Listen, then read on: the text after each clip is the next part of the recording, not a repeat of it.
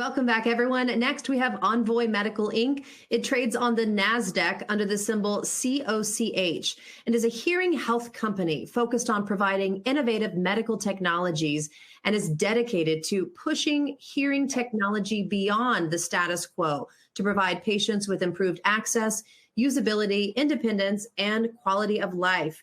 Please welcome CEO Brent Lucas and CFO David Wells. Nice to see you, gentlemen. Nice to see you. Thanks for having us. All right, the floor is yours. Call me back when you're ready for questions. All right, great. Thank you for the interest in Envoy Medical. We have recently listed on the NASDAQ under the ticker COCH, and I'm very excited to be discussing our company and our technology with you. When you think about Envoy, and we're going to introduce the company a little bit, and then we're going to talk about hearing loss. But when you think about Envoy, what we want you to think about is Envoy is the only company currently only using the ear to pick up sound. We don't use a microphone externally or subdermally. We are using the ear to pick up sound. That sets us apart from every other hearing device currently on the market. We also do not use microphones. We use a sensor, a piezoelectric sensor that sits on our incus, sits on the incus. This allows us to have two breakthrough technologies in the Esteem, which is a fully implanted active middle ear implant that has had FDA approval and been implanted in people for the last decade, and the Acclaim, which is an investigational device that's currently in a clinical trial at Mayo Clinic. But both of these products rely on our very unique novel sensor technology that uses the ear to pick up sound rather than a microphone or a subdermal microphone. And I don't think I have to tell too many people how big the hearing loss market is, but just to give some context or some overview, hearing loss in general is a massive market. Globally speaking, we're talking in the billions of people that have disabling hearing loss. This number obviously grows with the population growth, but also with noise exposure and some of the other realities of today's world, such as AirPods, noise pollution, and whatnot. So hearing loss is a very, very large market. We are not a company that has devices for everybody in that category, but I think it's important to set the stage that the overall top of the funnel for hearing loss is a very, very large top. And as people funnel down into our candidacy, that number will also grow. When we look more at the American market, where we tend to focus because the data is a little bit easier to collect and analyze, you look at about 10% of the population, a little bit more than 10%, has hearing loss. And that number is expected to grow closer to 80 million as the population grows. But hearing loss is actually expected to outpace population growth because of the noise pollution and other things that I mentioned earlier. Also, as you age and as people live longer, more and more people are going to experience significant hearing loss. So these are the people in their 70s and 80s who maybe 20, 30 years ago didn't make it into their 70s or 80s. Now these people will experience more hearing loss, which is something important for all of us to think about. And finally, I do want to draw attention to research that is coming out and growing, that there is a strong correlation between dementia, early cognitive decline, depression, anxiety, social isolation, and many other things are tied to untreated hearing loss or undertreated hearing loss. So as we think about how are we going to have people live longer and better quality of life, hearing loss is definitely something that we need to address. Before getting into our technology and really diving into what is the Acclaim and why are we so excited about this opportunity, you have to understand how people hear. People hear obviously through their ear, but there is a hearing organ that has been intricately evolved over time or designed, however you want to think about it. But the ear has a purpose. Every part of the ear has a purpose. And if we can leverage that ear, then we have a better chance of delivering a better quality of sound with also allowing people to live a better quality of life. That's at least our thesis. So when you think about the ear, you have the external ear. This is called the pinna, or the outer ear, and it is shaped in a way to help capture sound waves from the external environment and funnel them down into the ear canal. Once in the ear canal, it intensifies the signal to hit the eardrum. The eardrum then vibrates, as you would imagine any drum vibrating, to engage what is called the ossicular chain. The ossicular chain is 3 tiny bones, the smallest bones in the human body, if anybody ever asks you. And some people will call them the malleus, the incus, and the stapes, which is the scientific name or medical terms. Some of us have also heard them called the anvil, the hammer, and the stapes. But they are the bones that then carry the signal from the eardrum to the cochlea. The cochlea is fluid-filled, and there are tiny hair cells that sit within the cochlea that are essentially the nerve endings to the hearing nerve. And they are, as they move from sound vibrations, then they transmit a signal up to the brain for interpretation. So what is hearing loss then? How do you get hearing loss? What's the disconnect? Well, there's a couple of different kinds, and we're not going to spend too much time on one of the lesser known or less common types, which is conductive loss. So conductive loss is if there's a mechanical problem within the pathway of your hearing organ that would interrupt the signal. It is the least common type of hearing loss. So we are going to focus on sensory neural hearing loss, which is what both of our devices are indicated for. Sensory neural hearing loss is essentially when those hearing hair cells I mentioned earlier in the cochlea start to get damaged or break or no longer operate the way that they used to. So in this slide here, you see a microscopic image of a cochlea that has hair cells, and then on the right, you see an image of what it might look like when those hair cells are damaged. So they start to break and curl up and other things. The important thing to think about here is these hair cells do not regrow. So once they are damaged until there's gene therapy or pharmaceuticals that come along to regrow these hair cells. Once you've lost your hearing, you have lost it. You have an impaired ear. So just making the sound louder, which is what a hearing aid does, it takes sound from the environment and then makes it louder before it hits your eardrum.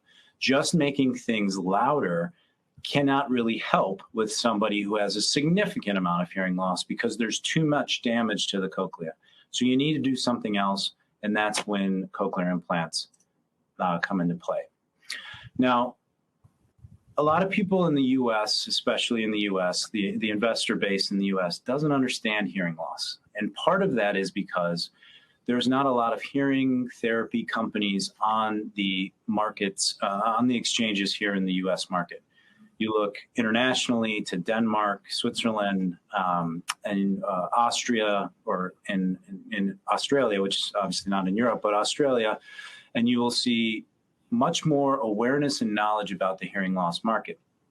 In the U.S., we don't have a great knowledge of that market, in part because there's not a lot of public companies talking about it.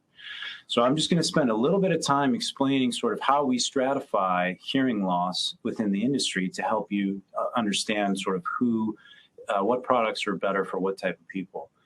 And this is a little bit of a kindergarten graph, I apologize, but it does help you understand the levels of hearing loss and what products are appropriate for certain indications. And on this graph, you will see normal hearing loss is at the top. So that's people who have no hearing loss. If you wanted to, you could think about this as 20/20 vision at the top of this graph.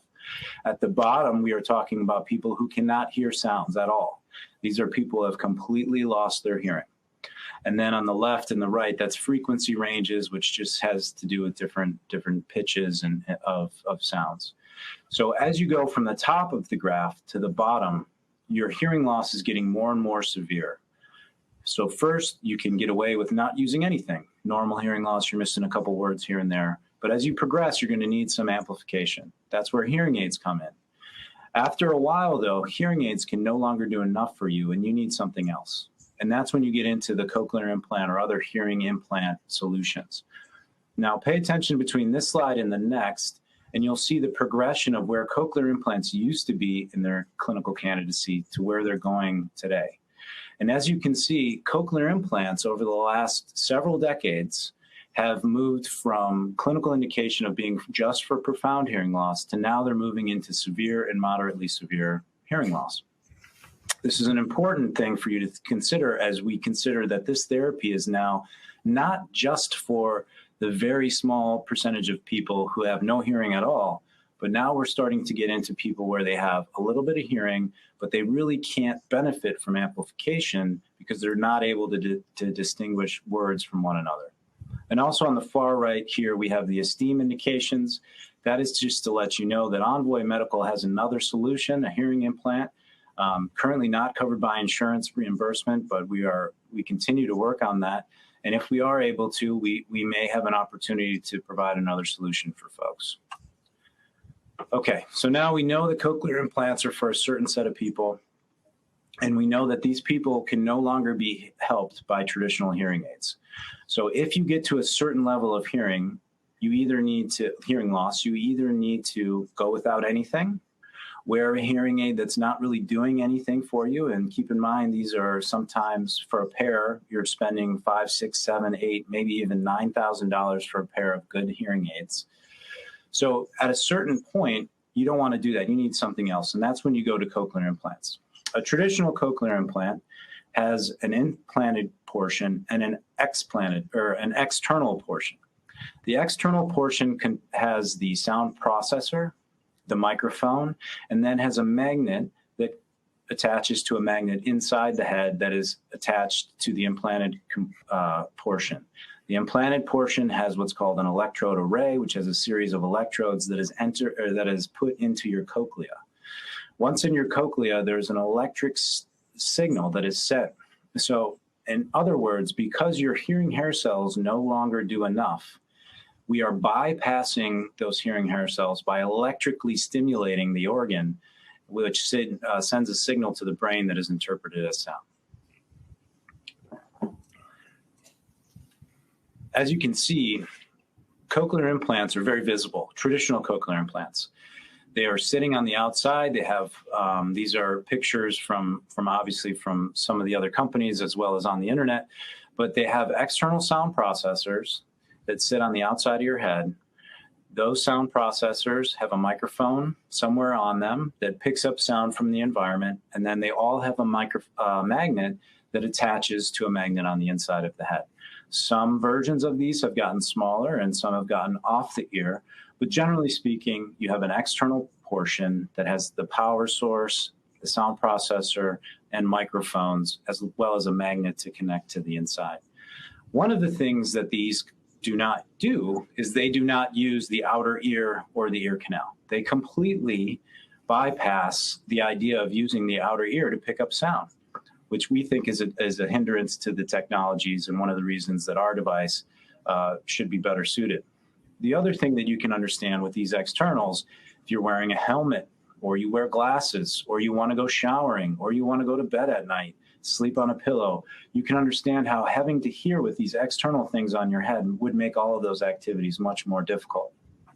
So we think making a fully implanted cochlear implant is a rather obvious opportunity. It's sort of a no-brainer in our minds that cochlear implants or any hearing technology, if they could, would love to be fully implanted. If you don't need anything on the outside of your head, why would you want something on the outside of your head? So we have created a fully implanted cochlear implant that will not rely on externals whatsoever. You'll have a remote control and a charger for your device, but you will not have to wear at any point in the day, you will not have to wear an external processor with a magnet that is attached to the side of your head. If you choose to, you could wear a hearing aid on top of your reclaim ear. You could wear an AirPod like I do. If you want to listen to your music, you could just pop your AirPod in and use your phone to connect that way. But we think it's an obvious step in the right direction that we are taking what was once on the outside of the head and putting it on the inside so that you do not have to wear the external sound processor. And you also do not have the limitations, therefore, of having to have something on the outside of your head every day. When you look at the market for cochlear implants, and again, we're going to focus on the U.S. because it's just a little bit easier to get data for the U.S. market, but you can imagine that things aren't terribly different in other populations. There are about 2.8 million people in the U.S., 2.8 million adults in the U.S. who suffer from hearing loss of the type and variety that could be treated by a cochlear implant. The penetration rate for that, for those people getting a cochlear implant, is quite small. And we think it's actually very small and potentially even smaller than the 5 to 8% that's put on here. So we think that's an abysmally small number. And we think our thesis, one of Envoy's thesis, and again, I think it's a relatively obvious point, one of the reasons is people do not want those externals on the side of their head. It's just a hindrance in how they go about their day. And if they could choose a hearing device that did not have those externals, we think that they would pick that. So it is a large market. Now, what does our device look like? Our device, and this is a graphical representation, obviously, our device has a battery pack in the chest with a power data lead that connects the battery to the processor that's in the head. The processor is also connected to the sensor that we talked about earlier that picks up the signal from the incus and then transfers that signal to the cochlea via the electrode array. So again, everything is fully implanted. The processor sits above the skull, below the skin, and the sensor and the electrode array go in through the mastoid cavity to the particular parts of where they need to be. So there is nothing outside your head. There's no wires in your ear or anything like that. Everything is fully implanted. This allows for obvious things like 24/7 hearing, invisibility, so people don't know that you have one if that's important to you. Waterproof, obviously I'm waterproof. So if anything is internal, that means it's also waterproof. I don't have to worry about taking it off or putting it in a plastic bag or something like that when I want to take a shower or go swimming.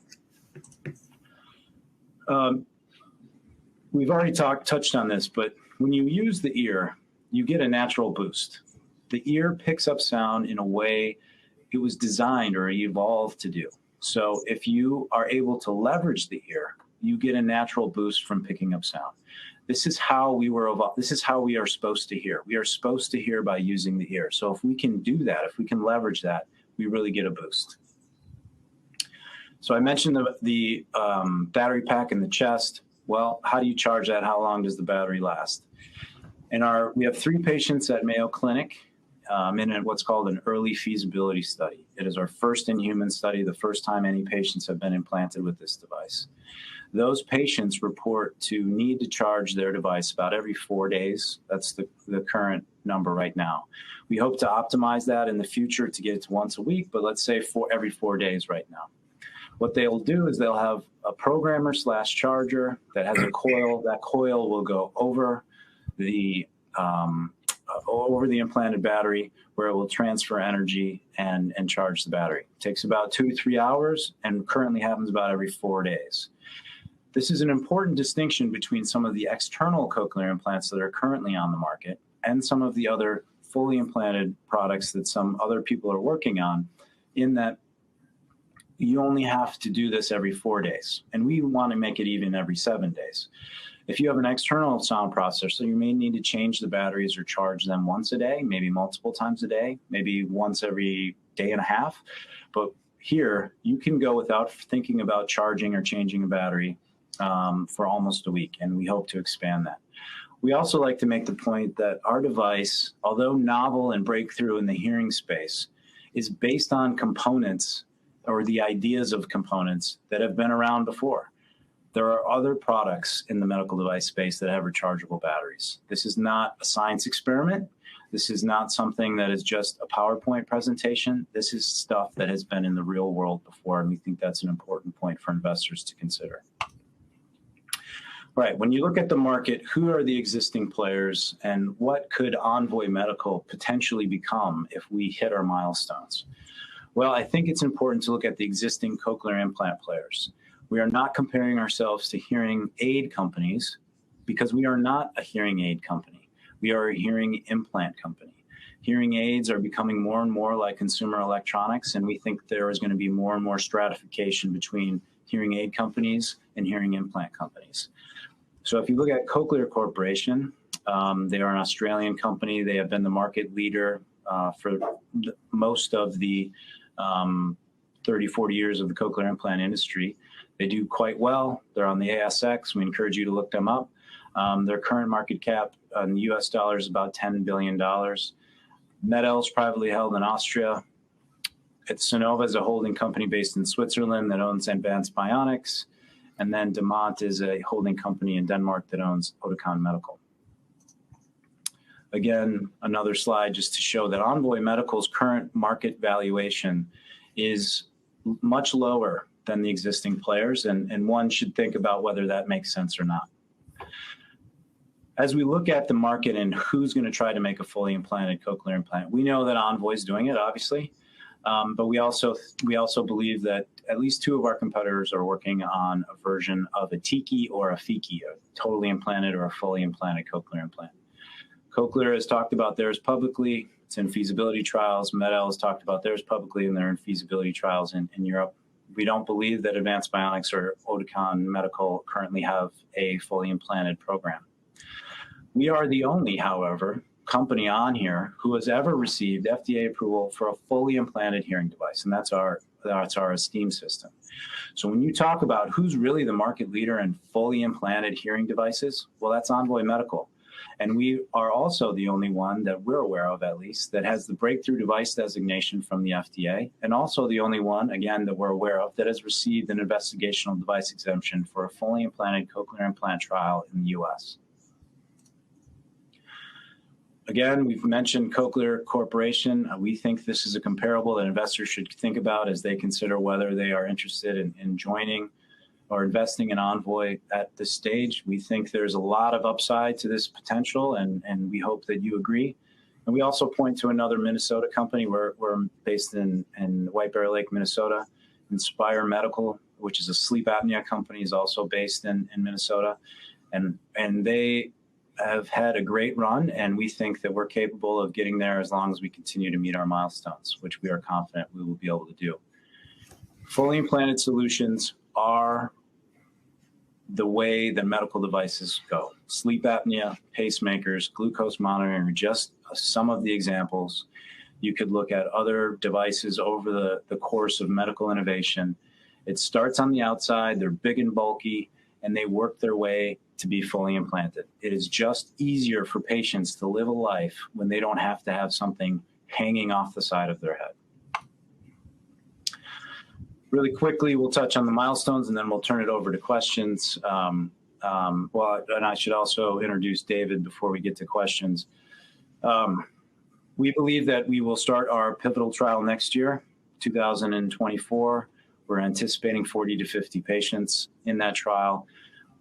The enrollment, follow-up, and executing of that trial will likely take 2 years, and we look to see commercialization in 2026. And with that, before I turn it over to questions, I'd like to introduce our CFO, David Wells. And David, maybe you can introduce yourself and say a few words if you'd like. Sure. Brent, thank you very much. And I'll keep it very brief because we'd rather hear questions.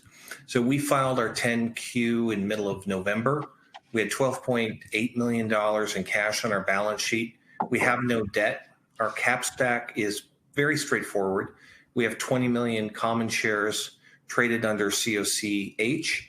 We also have 14.2 million warrants that are struck at $11.50. Those are traded under COCHW. That, of course, is a legacy item from the SPAC and the closing, which was done at the end of September. We have some preferred shares that account for about another 4 million on a fully diluted basis into common. Those are held by insiders.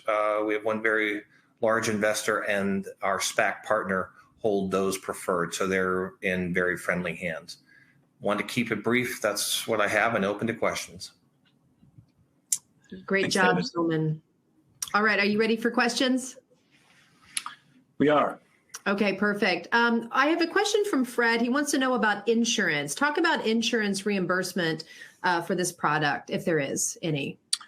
Sure. So again, we'll talk about, so we're going to focus on the Acclaim, not the Esteem. So the Acclaim product is a cochlear implant, and there are existing reimbursement codes for cochlear implants. I believe there's 4 pretty well-known codes for cochlear implants under the CPT coding process. There's also a national coverage determination here in the US for cochlear implants, which is an important thing. But I'd also draw your attention to the breakthrough device designation that we have from FDA, which is in part supposed to streamline that reimbursement process. So Envoy Medical will be faced with the choice of, do we just go with what's there? And oh, by the way, we can build a very good business around what's there, or do we seek our own codes and additional payment? And that's something that we'll have to consider. But I am not concerned about reimbursement. Okay, great. We have a question from Chrissy. She wants to know a little bit about your differentiating factor. What makes you stand out over other products on the market? Sure. The big differentiator is that we use the ear. So it's a very elegant solution in that we use the actual ear to pick up sound, where other companies, whether it's a hearing aid company or a cochlear implant company, they rely on external microphones outside of the ear, or for these other companies working on a totally implanted, they actually have a subdermal microphone, but still the subdermal microphone is not leveraging the full ear. It is only using an artificial microphone to pick up sound. So every one of us knows that when you use a microphone, sound is slightly distorted, it's picked up differently. And as you try to modulate the sound to overcome other things, you also distort the signal in general. So the fact that we're using the ear really allows us to get about as close as you possibly can get to how the hearing was supposed to enter your ear. And another thought popped into my head. Mm-hmm. Another benefit of that is that you can use things like AirPods. If you're using the ear, you can pop an AirPod in, you can pop something into your ear that a normal hearing person could use. Where if you have a microphone sitting on the back of your ear here, you can't pick up sound if you put something in your ear. So we think it's a quality of life benefit for sure. Absolutely. We have a question a little bit about hearing aids, but I want to tie it into the recent publication that was detailing some of the findings from your first 3 patients. You also found out that the patients can use their hearing aids in conjunction with your device. So talk a little bit about that and why that is special.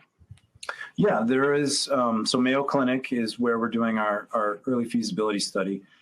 And they have 1 or 2 publications out right now that have talked first about the surgery and how the surgeries went well. There were no major events that caused them concern, and that uptake with other surgeons should be relatively easy because this is a highly trained group of surgeons already. They don't really need to learn how to ride a bicycle any differently.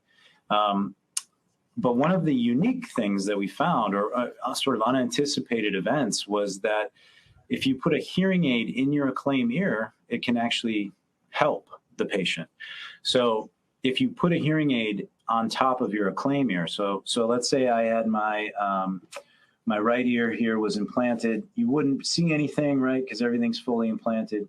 You could put a hearing aid in the ear if you wanted to. Maybe you find it's more helpful if you do that when you're at church or at a restaurant, or maybe you just really like the app that came with your hearing aid and you want to use that to connect. You're able to do that with our device. You can't do that with the current devices on the market because, again, they don't use the ear. They use the microphones behind the ear, which is also, I've talked to pilots, I've talked to truck drivers, I've talked to people that work on Hollywood sets where they have to wear those earphones over their ears or earplugs in their daily job. I've talked to dentists and surgeons who wear stethoscopes in their job. So you really need to start to think about, like, wow, we really use our ears for a lot of things. And if we can leverage our ear versus a microphone, we might as well leverage our ear. And with that, explain a little bit about the subdermal microphone. There might be some drawbacks to using this technology versus your sensor that uses the natural ear. Talk about that. Sure. So Envoy Medical started long ago, and our first product was the Esteem. And that Esteem went head-to-head with another fully implanted middle ear device. It was called the Carina. It was from a company in Colorado. We were sort of on the same pathway to FDA. They could never get past some of the issues they were having with their subdermal microphone. And part of that is when you have a microphone sitting under the skin, you're picking up body noise, and you need to get over that body noise. With our sensor that sits on the incus, it doesn't pick up that level of body noise. So you don't get blood pumping, hair follicles moving, and that sort of thing. The other thing is because our sensor is low power, it doesn't require a lot of power, and doesn't require a lot of modulation to the signal. We don't have to spend a lot of computing power and power resources trying to overcome those body noises.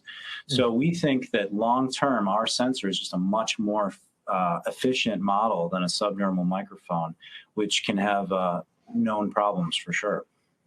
Absolutely. Such important work you guys are doing. Do you have any closing remarks for our viewers? No, if you're interested, we have a fireside chat tomorrow. But otherwise, we're just very interested to keep coming back to these emerging growth talks and keep everybody updated. And please follow us along. Wonderful. Thank you, Brent. Thank you, David. We hope to see you very soon in the 2024 year. It's right around the corner. Yeah, That's true. All right. All right. Thank you very much. Thanks, Anna. Okay. Stay with us, everyone. We'll be right back.